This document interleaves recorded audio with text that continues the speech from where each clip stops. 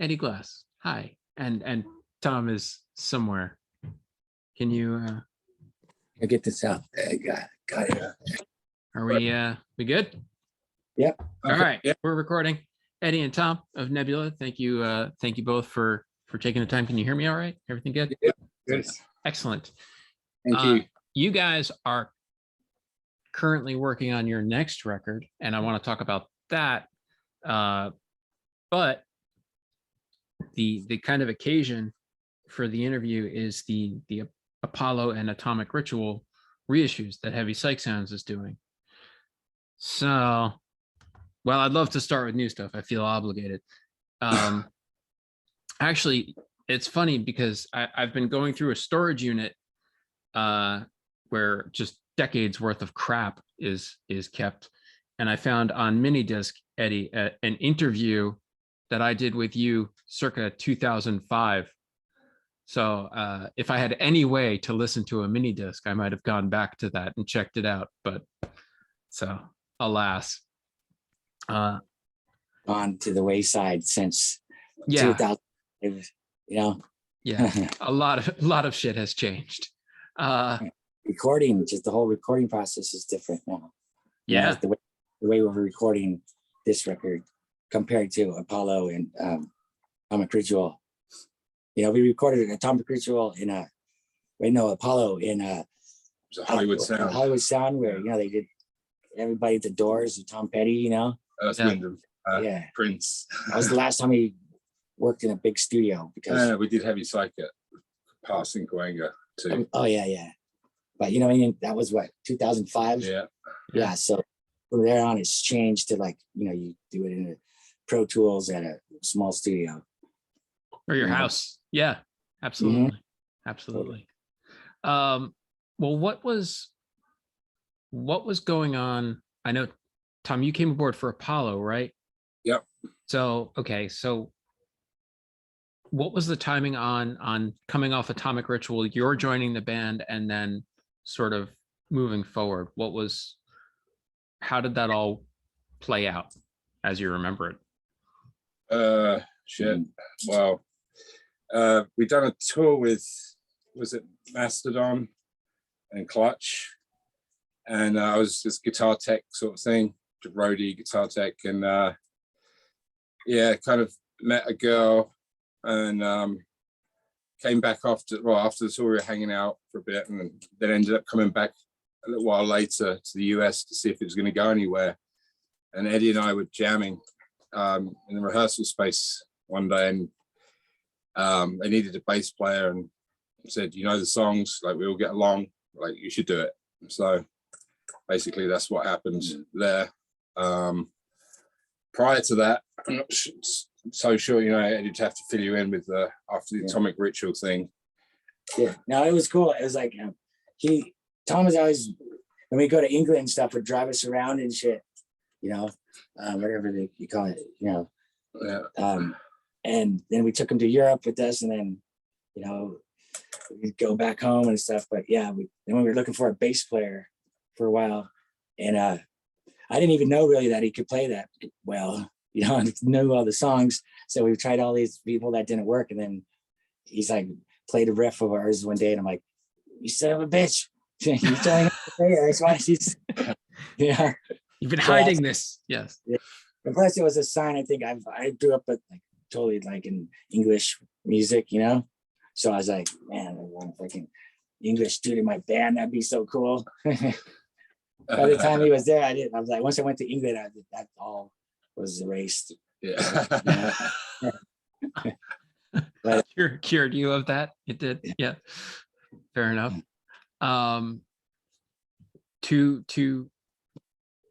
Well, Eddie, your mindset going into Atomic Ritual, you had done the first two records on Sub Pop.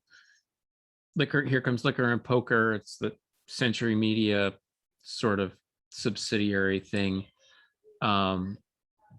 You end up going into the studio with Chris Goss. Can you just talk a little bit about where your head was at going into that record and what the situation was as you were starting that? Well, it was actually at that point, it was kind of weird. That's right when Mark Abshire, our first bass player, quit. Yeah. So he quit, right before we went into the studio, and I ended up playing bass on that record because we didn't have anybody, we had to beg him to come down just to do the basic tracks with us. And then, it was just weird. So I'm trying to fucking leave the band, right? Not yet. After this one, but yeah, so that record we went, I played bass on it. And then Chris, it was the first time I worked with the producer that was good at Chris Goss, Yeah.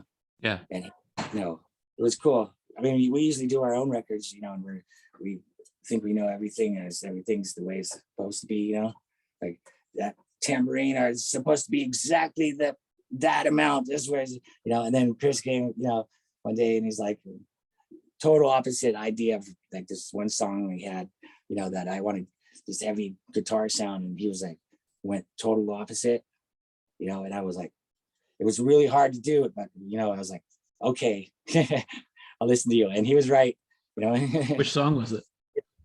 Carpe Diem. I remember it was Carpe Diem, it's like, It starts with a little guitar, it's like kind of a smaller sound, and it's like, he was right. So it's good to work with people outside of the band yourselves. It's good to be confident, but every once in a while you might, listen to somebody else might be a good thing. Objective ears. So that was that record. And Liquor Poker just picked us up there, threw a bunch of money at us. That was the last time labels threw $40,000 plus at bands like us, Yeah, So, I think ever. I think that just stopped. Yeah. I think like it's gonna be so awesome when we can do this on a Pro Tools now, and get $40,000 deals, Yeah. They're going, nah. Yeah. How much it costs here? You get $10,000 now. Right. Exactly. The whole thing. I think though, the way it is today, being to do it yourself, Yeah. then having to waste all this money out of the studio, and then having these fucking stupid labels always telling you if it's good or not, what they think. Do it yourself, it's cool. Yeah. Who well, you did Holy Shit with Matt from Snail. Are you working with him again? Not this time. No. Yeah. We have a rule. We kind of don't like work with the same producer. I don't know what you call him. Yeah. Twice. Just, I don't know why that is. Yeah. It just happens. Yeah. But Chris Goss actually. Speaking of Chris, he's probably he's come down and help us with this one. He's not fully, be there like he was back in Tom Crucial, but he doesn't need to be, but which is cool. And he's gonna come in and work with us again, tell me things to do opposite of what I just did. So I can listen to. It's gonna tell you not to use the heavy guitar. Just be ready. Be ready for it this time. Yeah, gotta watch out. So at the same time, right after let's jump to Apollo, right? After Apollo comes out, Ruben's getting ready to leave the band, right? Do we know that yet? No, not really. Okay. So well then what was the situation like in the band with circa Apollo?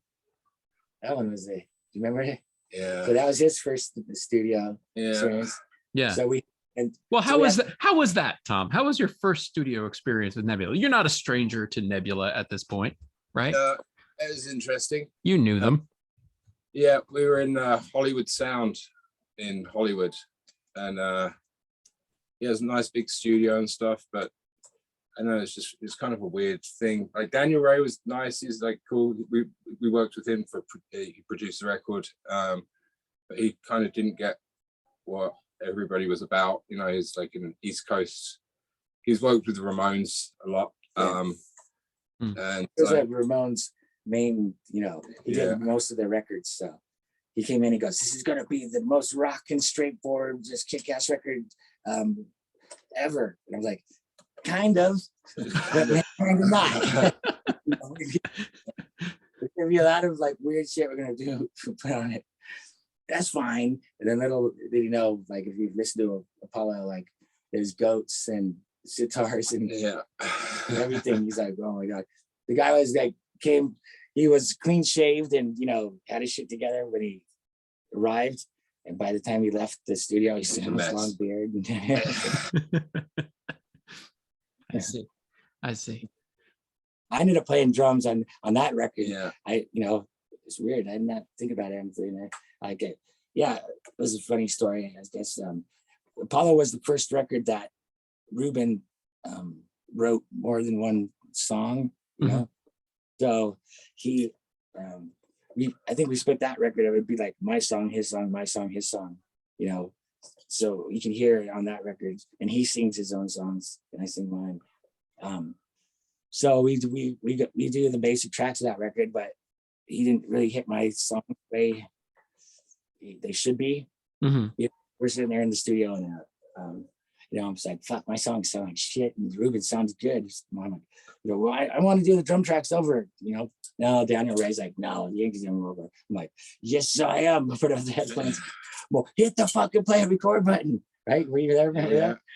And yeah, he's just like, I've been playing drums before I played guitar, so I was just like, and you're like, dude, I was like, you know, determined just to fucking get.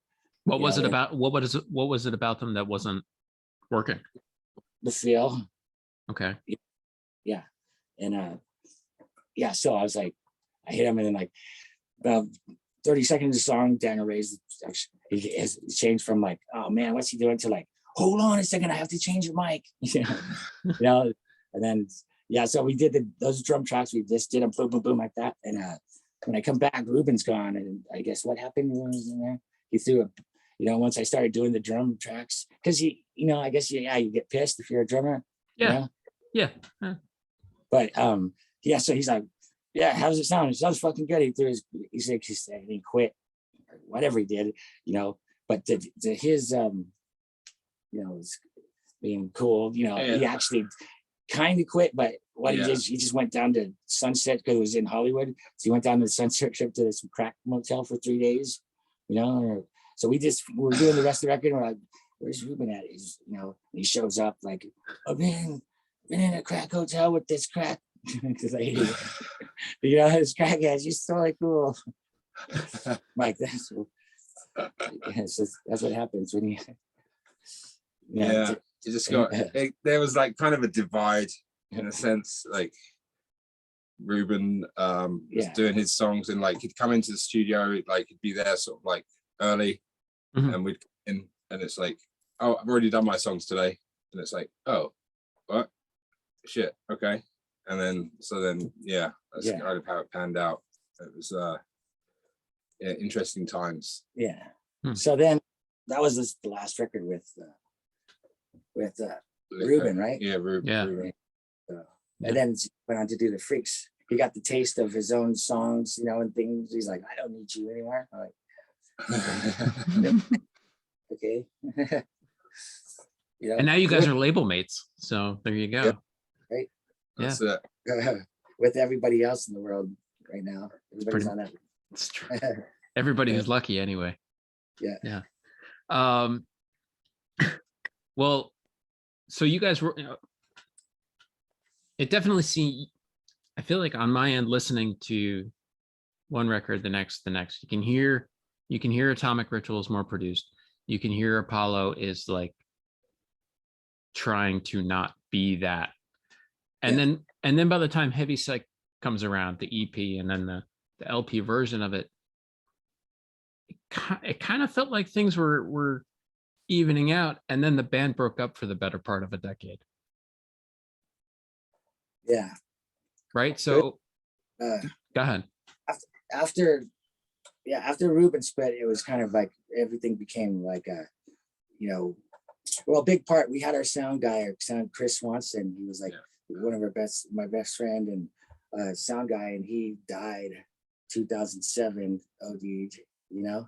Mhm. So it's like it's sad. So we lost our sound guy. Then, like I said, we had to get new members. It was just me and Tom then at this point, you know, Mhm. and we got new members, and it was cool. You know, we got Rob, which is he's a great drummer and everything. Yeah. And nothing bad at all about him other than the fact that he was AA. Yeah. And that I don't even care about that, but we weren't. Right. Got it. So Yeah, no, that's a yeah, that was actually That's bone of overpowered the contention. music. And Yeah. you know what I mean? Yeah. And I was like, come on, man. Yeah. So what? Just don't look. Yeah, he's like, I can't be in a band with you guys. Yeah. Yeah. So yeah, that happened. And then so we did Heavy Psych, and it was kind of like tumultuous, you know, tumultuous. Yeah. And then he ended up just like quitting on a tour because of the, you know, drugs. You know? you don't say. Yes. So but then we just got another guy, you know. So this is when the revolving drummers started coming around to where that ends up with a punch. Me flying through the room. The first guy I ever punched. Yeah. Jimmy. Well, no, second or third guy was since school. School. But I'm like, it's one of those things when you're like, yeah, that's long. Heat of the moment. Yeah. No, Maybe come on. Let's this we're here to relive these moments. Let's have it. Guy was like, he's joined our band, and you know, he's like right after Rob split, and then he's just like had this attitude, and then he decided we didn't at this point we didn't have our sound guy anymore, and things were getting kind of like you know, almost like, is it time to hang it up for a little bit and start something new? That's what I was thinking, you know. And like, well, we need to go on tour. Their labels on, we need to just do this tour. And so we go, and he's like, this guy Jimmy, and he's like, my dad is a truck driver. He'll drive truck, you know. Well, his dad's a fucking dickhead and, you know, cokehead and jerk off. Yeah. You know, I didn't know the guy, but he comes in and it's like, this guy has attitude. When we're in Arizona, he's like, oh, he pulls the van and he's like, come here, you punk. I'm going to show you what fucking what the new rules are. Yeah. So I was like, oh, you kidding me? Oh man, get the fuck off my tour. You know, I'll fight you now, dude. You know, that was before I fought the sun, you know. Yeah. You know, Yeah, I don't care. You know, it's like, so that happened. So then it got really weird. We made it to San Antonio, and you know, I'm like ready to go back after we played the show. It's a good show, and I go back there to, you know, hey man, I'm sorry about earlier, to Jimmy. You know, and he's in there doing like some bunch of coke, and when I walk through the door, you know, of the stall, he kicks it, you know, and it backs me in the nose, and I'm just like, oh, it's on now, dude. You know, yeah, I was just like, so when we get back to the hotel, then, you know, we're there, and of course I'm not sharing the room. I'm next to them, and him are sharing the room, and I swear, man, I could hear just him talking and saying my name. I decide, should I tell the story? Yeah. I'm already on it, right? Yeah, might as well go through it. You can edit it. No, raw footage only. It's my whole thing. Yeah. Door opens. Yeah, the door. First I'm like, oh, okay, I'm getting all the adrenaline going. I'm like, oh, you know, I can hear my name over there. Jim, shut the fuck up.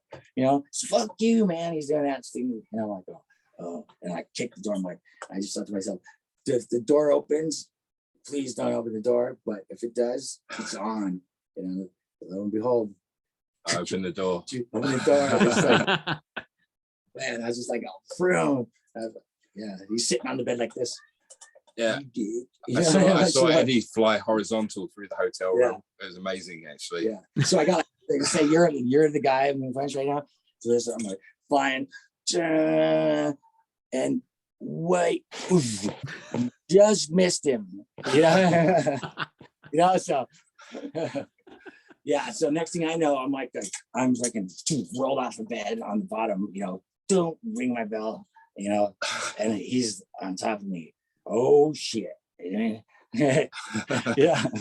But he's over the top. So I'm kind of like, okay, now he's going, I hate your guts. I'm like, oh, really? really, like, yeah, you should have said that earlier, Dick.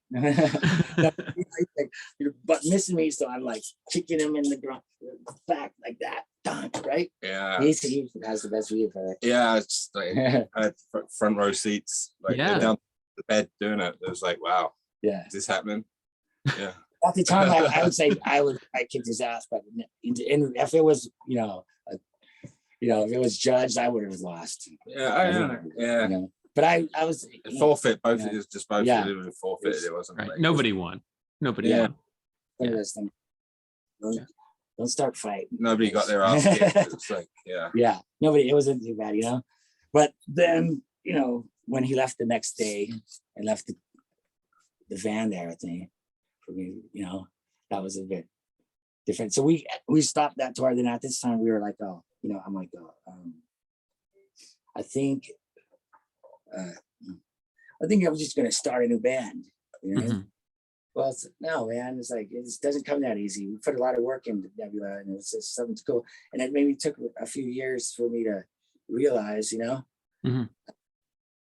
when we stopped playing, that it's not easier. And I haven't met anybody that, I really want to even go on with, other than just doing things myself. That was all random, And then, so when we got the band back together, it was like a solid core, me and Tom, and it was like perfect, Mhm. It's meant to be, you know what I mean? I couldn't picture us keep playing right now if we were still playing. We never had that little break,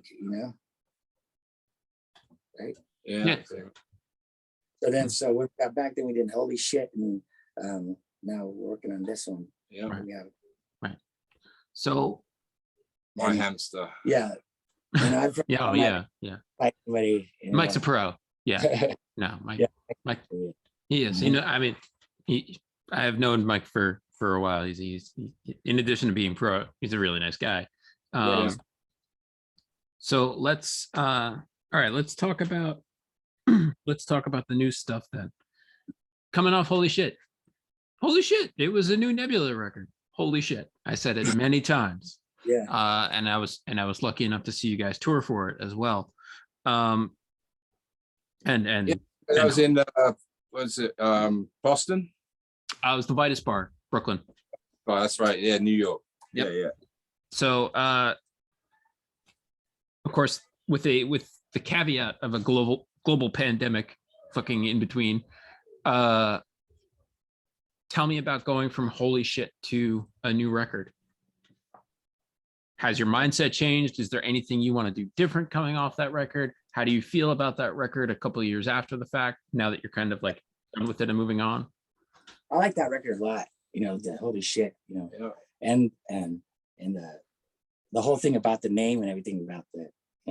It was kind of funny. Yeah. I was like, one night, and there's the thing that's written on the inside liner notes. I took a bunch of mushrooms. I was like, a bunch. Where I was like, oh, whoa, Yeah. And I was just going, holy shit, all night long, holy shit, like I don't know. So I'm like, that's six. Yeah. So So you texted me. With Yeah, the line so- on it, so. Yeah, so I was like, one point I was like, became like, like it's almost like going back to a single atom. You know what I mean? And I was just like sitting there at like 7 a.m. and I had Hilltop, and I was like sitting there, and I'm like, finally when I come to, and I'm kind of like, well, my phone's just like this electronic piece in the dirt that was right there on the trail, and I see it, and I'm like, communication tool. Just like with the spur of the moment, off the top of my head, that whole minor notes was just like, I picked it up and just went and wrote that. That's what it was basically. Yeah. At 7 a.m. and he gets it. It was a text message to me. Yeah. So So what do you think when you get that message? Business as usual. Right. Yeah. Okay. Yeah. Yeah. Like, it was nothing out of the ordinary. But yeah. It was funny, the name, like with Holy Shit, like we're in the rehearsal space, and Eddie's like, holy shit. And we're like, what? And it's like, name for the record, Holy Shit. We're like, what? What are you talking about? It's like, holy shit. And it took us a moment till I realized that we came up with Holy Shit. Yeah. Yeah. The gag writes itself. Yes. Yeah. Yes. Yeah. That was pretty funny. Yeah, so that we did that record. That was awesome to do. You know, again, this is like Mark II. You know, the Nebula Mark II, basically. Yeah, absolutely. And yeah, it's Right.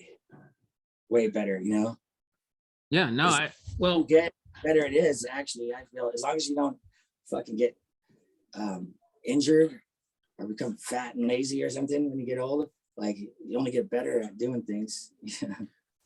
Right? Pretty much. Yeah. I don't know, man. Fat and lazy. I'm just saying. I'm skinny and lazy, so I'm just yeah, but I'm just the fat lazy. part doesn't look as cool. the worst. Yeah, come on. So what's I have long history of eating disorders. Anyway, so what's the new record called? You can tell me. I won't tell anybody. Transmissions from Mothership Earth. Okay. Yeah. That's what we got so far. So Cool. Well, at least. Yeah. So Yeah. Okay. I won't tell anybody. Yeah. No one will know. I promise. Mhm. And where are you in the recording process now? We just started doing basic tracks. Mhm. So we have like I think pretty much most of the songs done, yeah, you know, Yeah. basic tracks. So now we're gonna just overdubs and vocals. yeah, that's it. And then mix it, you know. How many So we want tracks? it out, but you know, have it finished by the end of this month. Okay. All right. That's the goal. Yeah. So How many tracks? we've got like I think 12 at the minute, but some of the songs are like 8-9 minutes long. Yeah. So And some of the songs are 30 seconds long. They're like Yeah. interlude parts, you know? yeah, Mhm. so we'll see. We're gonna be for the new record, and then I guess we're gonna do a split with Gabe, you know, and his Black Rainbows thing. So we're gonna do a split with you. So yeah, we've got more than enough material for all of that. So yeah, we'll see how it goes.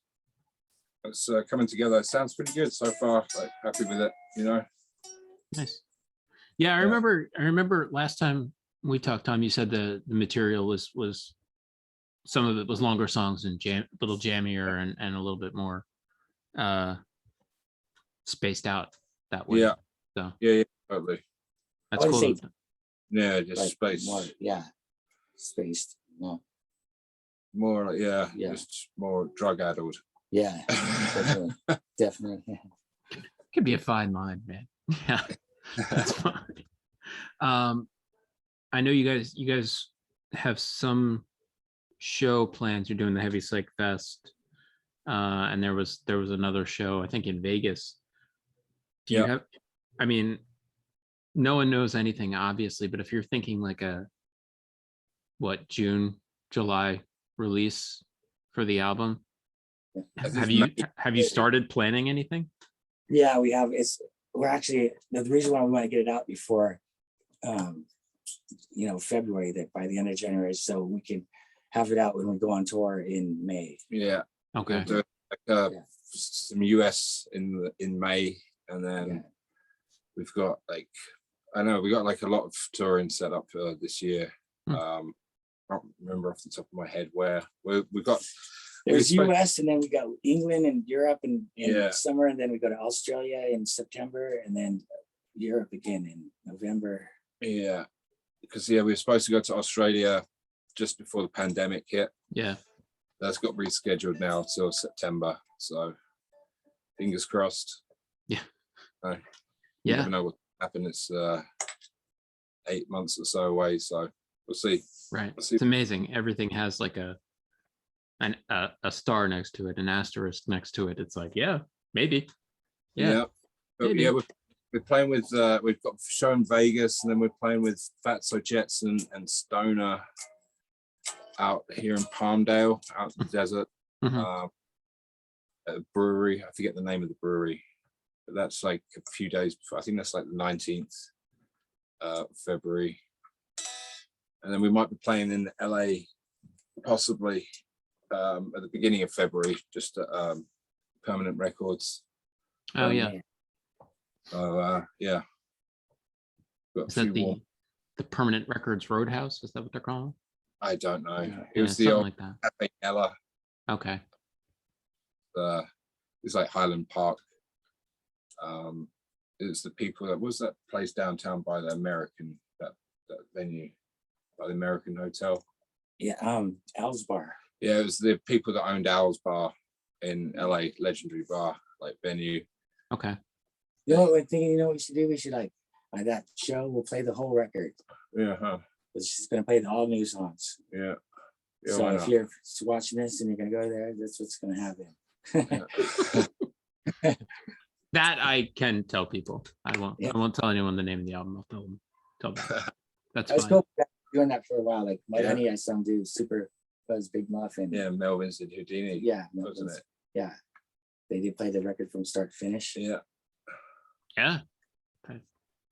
You got the songs. Why not? Yeah. Why not? Just something new. So everybody's down and go, I don't know this one, damn it. I don't know any of them. Yeah. They'll appreciate it later. That's Yeah. you know, after you get the record, you're like, Yeah. oh yeah, I remember that shit. Yeah. That's last thing, anything else about Apollo, Atomic Ritual, anything else you want to say about those records since they're going to be streamed with this again? Records. Say again? We never got a copy of the original vinyl Oh. that was released. Yeah. Like somehow. I think we sold it at the merch table. Oh yeah, that's Yeah. right, huh? It Yeah. got sold. Yeah. Our merch guy sold our copies, I guess. Yeah. That always happens. You know, you get like a whole bunch of the stuff, you know, you take it on tour and you sell it, and you forget to get your copy aside. Right. Yeah. That's happened so many times. Yeah. So lucky Gabe is Yeah. re-releasing it. So Yeah. finally get a copy of it. Yeah. Hold on to it this time. Yes. Hold on to it. Gabe. And do you have any idea when that split with Black Rainbows will be out? No, not yet. No. Okay. So that's good for that one. Yeah. Yeah. I'll go bother him. All right. All right, guys. Thank you. I will let you get back to studioing. We're doing some recording right now, so Yeah. Yeah. No, thank you guys for taking the time and for Yeah. sitting down. And I hope to see you at a show in some time ever. Yeah. All right. If it happens. Eddie and Tom, thank you guys. Hey. Thank you. Yeah. All right. Cheers. Bye.